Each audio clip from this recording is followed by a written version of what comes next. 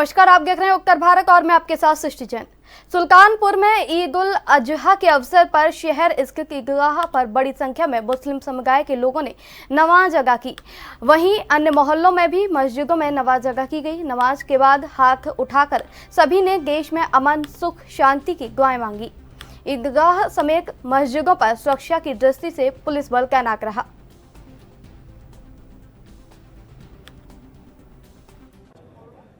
आज ईद उल अज़हा का दिन है। ये आम लोगों के लिए पैगाम है कि जिस तरीके से सैयदना इब्राहीम अलैहिस्सलाम ने अल्लाह की रज़ा के लिए अपने बच्चे को राह खुदा में क़ुरबान करने के लिए तैयार हो गए और बच्चा भी सैयदना इस्माईल अलैहिस्सलाम अल्लाह की रज़ा के लिए क़ुरबान होने के लिए अपने को पेश कर दिया। आज ज़रूरत है कि माशरे में हम में का हर शख्स, हर बड़ा अपने से छोटों के साथ शफ़क़त, मुरव्वत और उन्हें बुराई से रोके, और हर नौजवान की ये जिम्मेदारी है कि वो बुराइयों से दूर रहे। यही आज के दिन का पैगाम है। अल्लाह तबारक। कुर्बानी देने का मकसद क्या होता है? कुर्बानी महज अल्लाह की रज़ा के लिए। किससे निस्बत है? सैयदना इब्राहीम अलैहिस्सलाम की ये सुन्नत है कि क्या मैसेज देना चाहते हैं? बस ये क़ुरबानी जो है न गोश्त खाने के लिए है, न दिखाने के लिए है, बल्कि सिर्फ़ और सिर्फ अल्लाह की रज़ा के लिए है। का त्यौहार मनाया जा रहा है पूरे भारत में। सुल्तानपुर ज़िले में किस तरह की व्यवस्था की गई है पुलिस प्रशासन की तरफ से? सर्वप्रथम समस्त जनपद वासियों को ईद उल अज़हा की पुलिस सुल्तानपुर पुलिस के तरफ से हार्दिक बधाई।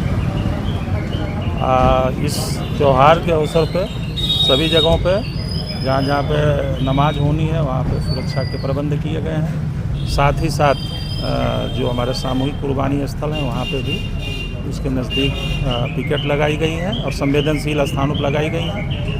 और सभी लोगों से मेरा आग्रह है कि त्यौहार को आपसी सौहार्द। खबर गोंडा से है, जहां पुलिस अधीक्षक गोंडा विनीत जायसवाल ने भारी पुलिस बल के साथ ईद उल अजहा त्योहार के अवसर पर नमाज को सकुशल संपन्न कराने और शांति और सुरक्षा व्यवस्था को सुदृढ़ रखने के लिए शहर क्षेत्र में लगातार रहकर स्थिति का जायजा लेते रहे। बकागे जनपद में उन्होंने नमाज की शांति और सौहार्द के साथ संपन्न कराया।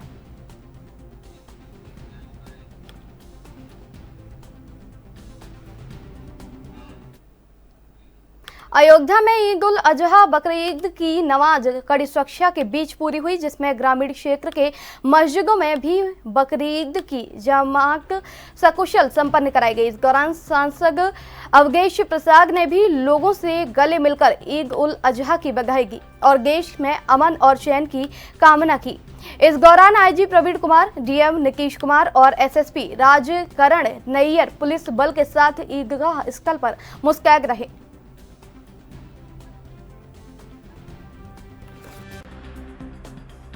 बिस्मिल्लाहिर्रहमानिर्रहीम। आज ईद उल अज़हा का मुबारक दिन है। हम शहर फैज़ाबाद के मुसलमान सिविल लाइन ईदगाह फैज़ाबाद में ईद उल अज़हा की नमाज पढ़कर अभी फारिग हुए हैं। आज हमारा पूरा मुल्क ईद उल अज़हा का त्यौहार मना रहा है और ईद उल अज़हा की मुबारकबाद पेश कर रहा है। हमने अभी नमाज दोगाना अदा की और इस मुबारक दिन के आने पर अपने रब का शुक्रिया अदा किया और अल्लाह से हमने दुआएं मांगी। ये गर्मी की शिद्दत है, खल्क़े खुदा परेशान है, लोगों को मुख्तलिफ तरह की ज़रूरतें हैं। हमने अल्लाह से दुआएं की और सलामती और चैन की दुआएं की। शानदार त्यौहार पर मैं सभी आदरणीय नगरवासियों को, प्रदेशवासियों को और देशवासियों को हार्दिक बधाई देता हूँ। ये त्यौहार आपसदारी, भाईचारा, मेल मिलाप का पैगाम लेकर आता है। इस त्यौहार से आपसदारी, भाईचारा का जो है बहुत मजबूत होगी और सभी लोग शांति और प्यार बहराइच में आज जिले की 376 ईदगाह और 510 मस्जिदों में नमाज अदा की गई। सुरक्षा को लेकर प्रशासन द्वारा पुख्ता इंतजाम किए गए। सभी चौक चौराहों पर पुलिस बल तैनात रहा। पुलिस द्वारा ड्रोन से जिले की निगरानी की जा रही है। अपर पुलिस अधीक्षक नगर रामानंद कुशवाहा ने लोगों से अपील करते हुए कहा कि ये कुर्बानी के बाद अवशेषों को इधर उधर न फेंकें, ताकि कोई कुत्ता या जानवर उसे अवशेष को किसी अन्य स्थान पर ले जाएं और अशांति की स्थिति उत्पन्न हो। औरैया के डिबियापुर थाना क्षेत्र के जामा मस्जिद का मामला है, जहां पर ईद उल अजहा की नमाज के पहले मस्जिद का छज्जा टूटने से नमाजिए घायल हो गए, जिसके बाद घायलों को सीएससी डिबियापुर में भर्ती कराया गया। क्षेत्राधिकारी सगर महेंद्र प्रताप सिंह ने बताया कि छज्जा जीर्ण और शीर्ण था, जिस पर कुछ लोग चढ़ गए थे, जिस कारण से ये हादसा हुआ। मस्जिद का छज्जा टूटकर गिरने से कई लोग घायल हुए हैं, क्या है मामला? आज सुबह दिबियापुर थाना अंतर्गत जामा मस्जिद के गेट पर नमाज शुरू होने से पूर्व कुछ लोग चढ़ गए थे। मस्जिद का छज्जा जीर्ण शीर्ण था, उसमें टूट जाने की वजह से लगभग 1 दर्जन लोग घायल हो गए, जिसे दिबियापुर पुलिस तत्काल इलाज के लिए सीएससी दिबियापुर लाई, जहां उन्हें प्राथमिक उपचार कर दिया गया है। सभी लोग खतरे से बाहर हैं। नमाज सकुशल संपन्न। फतेहपुर के सगर कोतवाली इलाके के जिला अस्पताल का मामला है, जहां पर जिला अस्पताल में ट्रामा सेंटर में शॉर्ट सर्किट की वजह से आग लग गई। आग लगने से मरीज तीमानदारों में अफरा तफरी का माहौल हो गया, जिस पर समय रहते अस्पताल प्रशासन ने आग पर काबू पा लिया। इसके बाद अभी कोई जान माल का नुकसान नहीं है।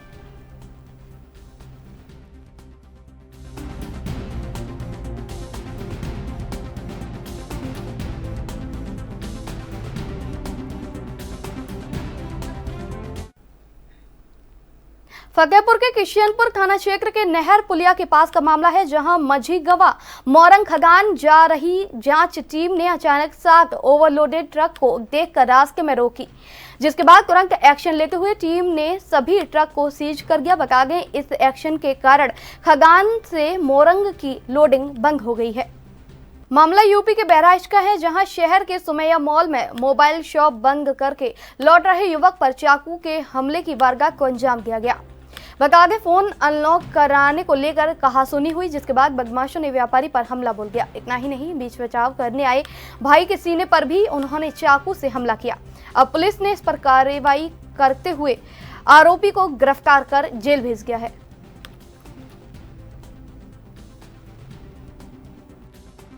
जून 2024 को रात लगभग 9:30 बजे सुमैया मॉल में एक मोबाइल की दुकान चलाने वाले संचालक अपनी दुकान से घर वापस जाने के लिए 2 और लोगों के साथ निकले, मोटरसाइकिल पर बैठे।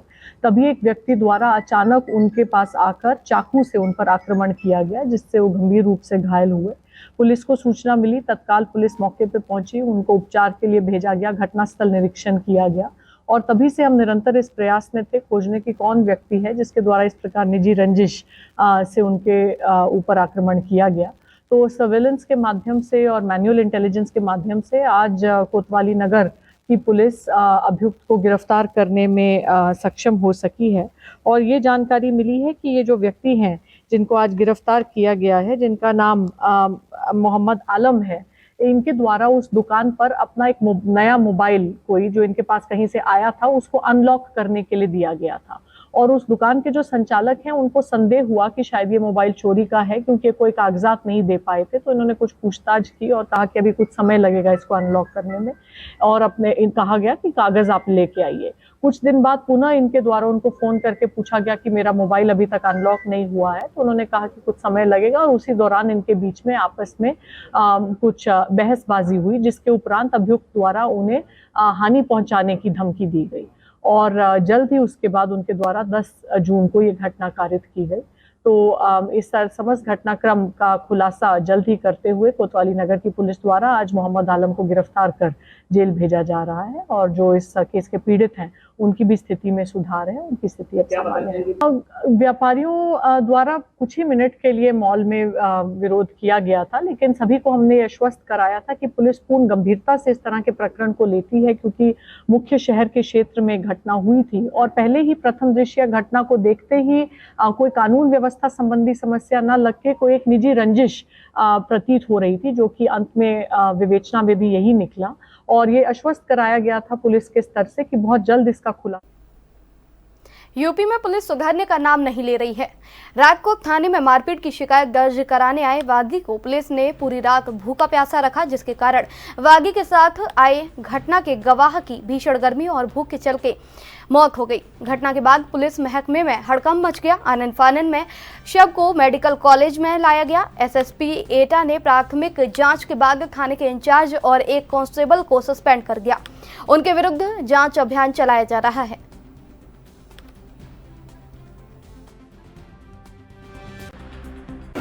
क्या नाम है तुम्हारा? देवेंद्र कुमार। कहाँ रहते हो? गंगसापुर। पिताजी का नाम क्या है? मुन्नालाल। कौन है आपके ये? भाई लगते हैं। भाई लगते हैं। क्या घटना क्या हुई है? घटना झगड़ा हो गया था दुकान पर। हाँ, उसके मैटर में हमको 112 नंबर उठा लिया। ठीक है, तो इनकी कहाँ पे मौत हुई है? थाने में। थाने में मौत। कब पकड़े गए थे? कल पकड़े गए थे। झगड़ा कैसे हुआ था? गांव के लोगों से? हाँ, गांव के लोगों से। इसका तो कोई रोल ही नहीं था भाई का। तो मौत कैसे हुई? क्या परेशानी हुई कुछ या? परेशानी भी हुई थी सर, गर्मी की वजह से मौत हुई थी।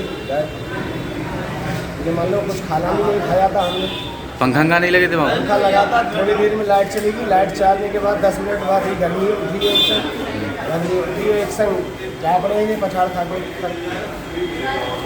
सर, ये थाना निधौली कला क्षेत्र में एक व्यक्ति की मृत्यु हुई है सर, क्या है पूरा मामला और क्या इसमें पुलिस द्वारा कार्रवाई की जा रही है सर?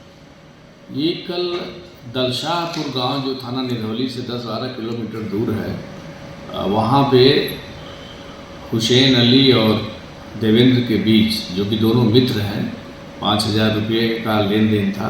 देवेंद्र ने 5,000 रुपया उससे मांगा, उस पर उन्होंने उसको एक घूसा मार दिया था। इसकी सूचना देवेंद्र ने पीआरबी को बताया था, तो 9:36 पे पीआरबी वहाँ पे पहुँची थी।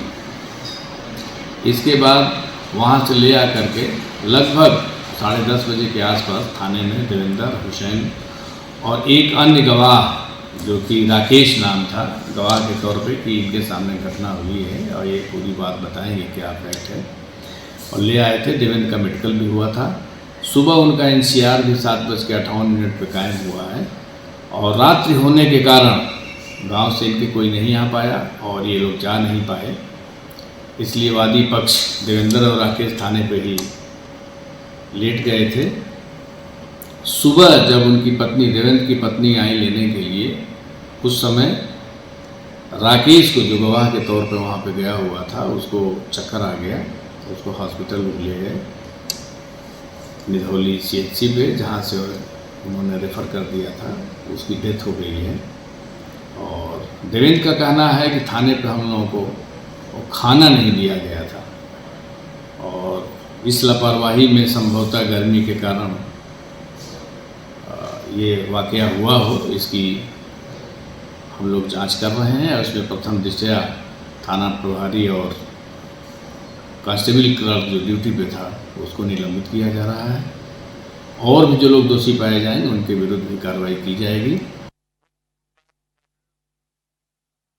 आज ईद के दिन सिद्धार्थनगर के चेकरा गांव से ये खबर है, जहां पर समुदाय विशेष के लड़के ने एक हिंदू बच्ची के साथ जोर जबरदस्ती करके कोशिश की धर्म परिवर्तन की, शादी कर मुस्लिम बनाने का दबाव डाला। इसी सूचना पर डुमरियागंज के पूर्व विधायक और हिंदू युवा वाहिनी के प्रदेश प्रभारी राघवेंद्र प्रताप सिंह अपने समर्थकों के साथ थाना पहुंचे, जहां थाना प्रभारी से दोषियों के खिलाफ FIR दर्ज बैठाकर करवाई और प्रकरण में लिस्ट दोषियों के ऊपर कठोर कार्यवाही करने के लिए पुलिस अधीक्षक से मांग भी की।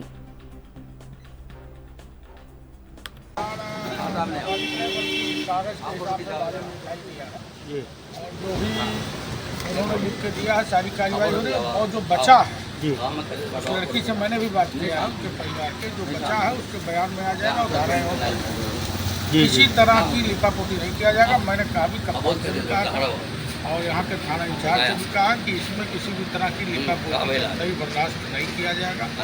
कार्रवाई उचित होनी चाहिए, हो जाएगा, जेल जाएगा, सालों तक जेल के अंदर रहेगा।